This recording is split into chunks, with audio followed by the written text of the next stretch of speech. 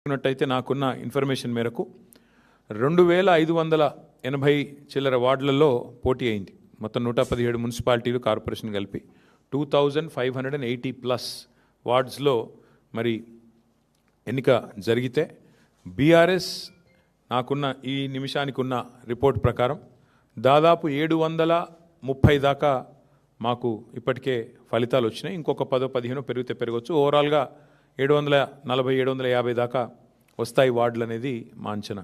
అంటే దాదాపుగా మీరు చూసుకున్నట్టయితే ఒక 30% పైగానే ఇక్కడ కూడా ఫలితాలు వచ్చినాయి. దానికంటే కూడా ముఖ్యంగా చాలా వీరోచితమైన పోరాటం. నిజంగా చెప్పాలంటే కొన్ని చోట్ల ఇవాళ అధికార పార్టీ తట్టుకోలేక ఇవాళ గద్వాలలో ఒక వార్డులో 4 సార్లు రీకౌంటింగ్ చేయించారు. అంటే కాంగ్రెస్ గెలిచేదాకా రీకౌంటింగ్ చేసి ఆఖరికి ఒక ఓటుతో గెలిచిందని చెప్పి అధికారులను అడ్డం పెట్టుకొని గద్వాలలో ఒక వార్డు నెగ్గే ప్రయత్నం చేసినారు. వర్ధనపేటలో ఈ నిమిషానికి మనం ఇక్కడ మాట్లాడుతున్నాం, అక్కడ ధర్నా నడుస్తుంది. మా కౌన్సిలర్లను ఎత్తుకొని పోయి గెలిచిన కాడ రీకౌంటింగ్ 4 సార్లు చేసి అక్కడ కూడా ఇదే ప్రయత్నం.